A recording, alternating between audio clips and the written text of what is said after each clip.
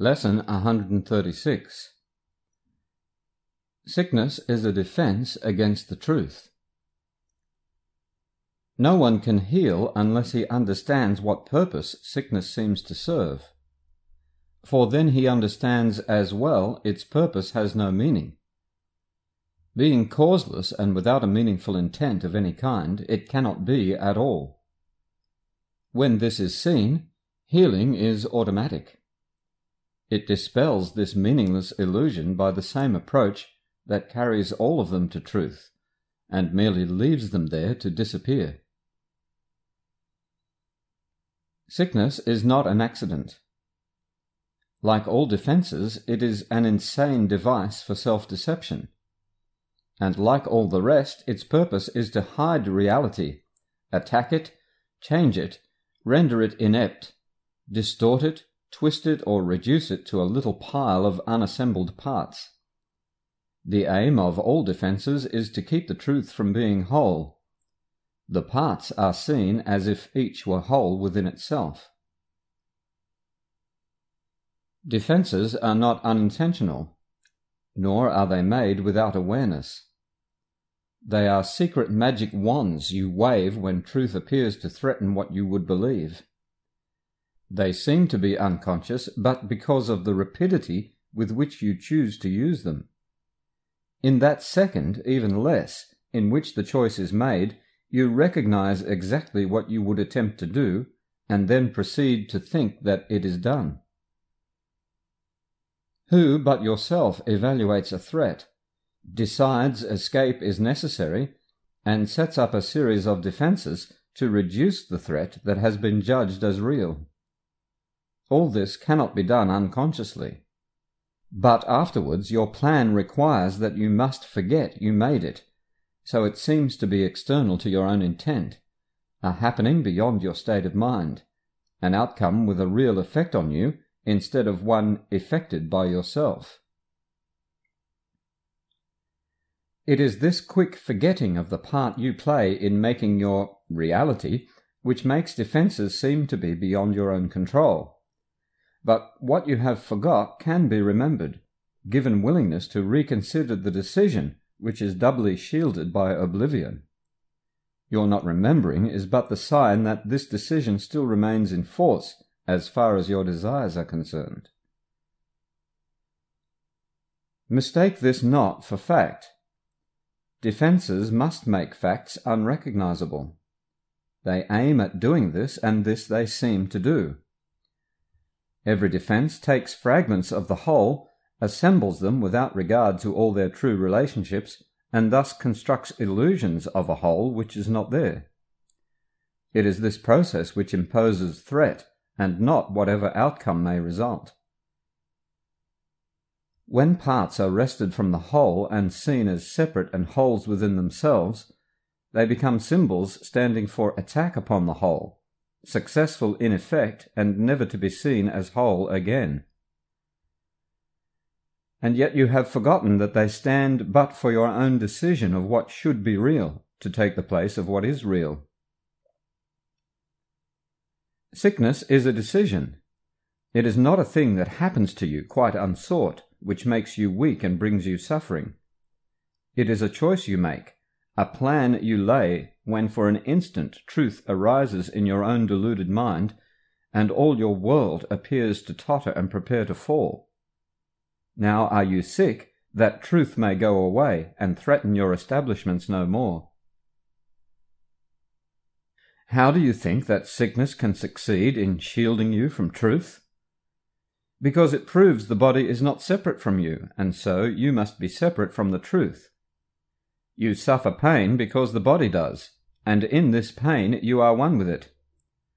Thus is your true identity preserved, and the strange, haunting thought that you might be something beyond this little pile of dust silenced and stilled.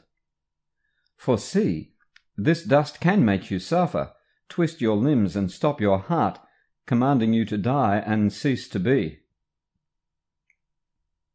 Thus is the body stronger than the truth, which asks you live but cannot overcome your choice to die. And so the body is more powerful than everlasting life, heaven more frail than hell, and God's design for the salvation of his Son opposed by a decision stronger than his will. His Son is dust, the Father incomplete, and chaos sits in triumph on his throne. Such is your planning for your own defense, and you believe that heaven quails before such mad attacks as these. With God made blind by your illusions, truth turned into lies, and all the universe made slave to laws which your defences would impose on it.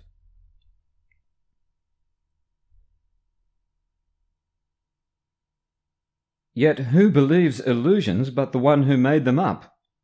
Who else can see them and react to them as if they were the truth?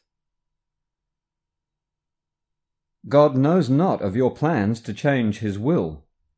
The universe remains unheeding of the laws by which you thought to govern it, and heaven has not bowed to hell, nor life to death. You can but choose to think you die, or suffer sickness, or distort the truth in any way. What is created is apart from all of this. Defences are plans to defeat what cannot be attacked. What is unalterable cannot change, and what is wholly sinless cannot sin. Such is the simple truth. It does not make appeal to might, nor triumph.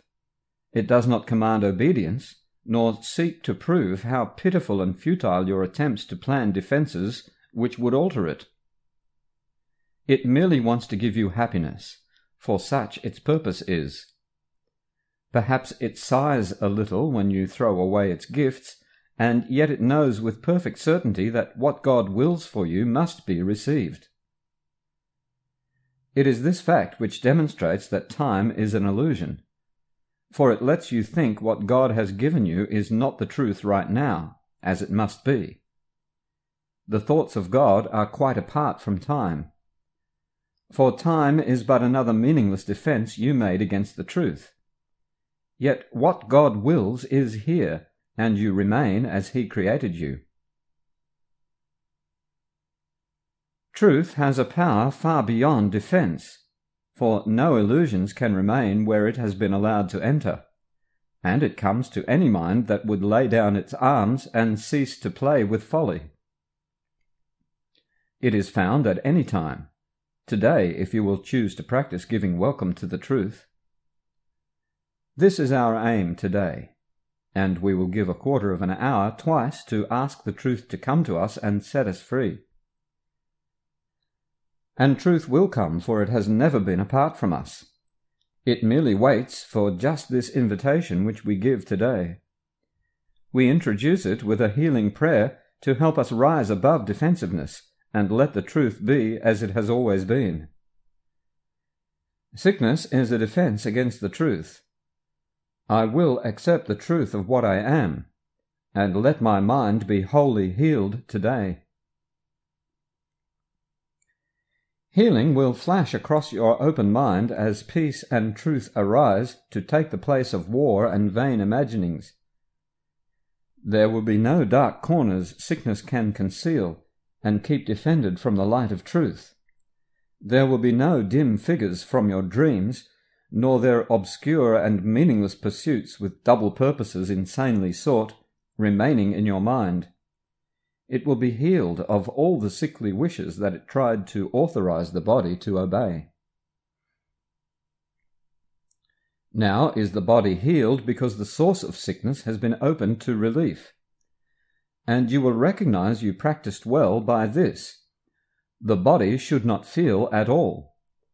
If you have been successful, there will be no sense of feeling ill or feeling well, of pain or pleasure.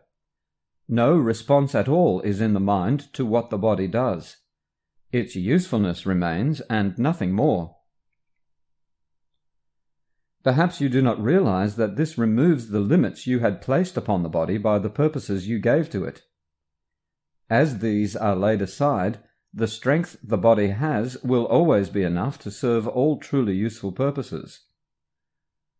The body's health is fully guaranteed because it is not limited by time, by weather or fatigue, by food and drink, or any laws you made it serve before. You need do nothing now to make it well, for sickness has become impossible. Yet this protection needs to be preserved by careful watching. If you let your mind harbour attack thoughts, yield to judgment, or make plans against uncertainties to come, you have again misplaced yourself, and made a bodily identity which will attack the body, for the mind is sick.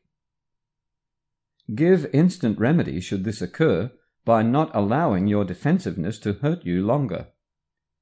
Do not be confused about what must be healed, but tell yourself, I have forgotten what I really am, for I mistook my body for myself.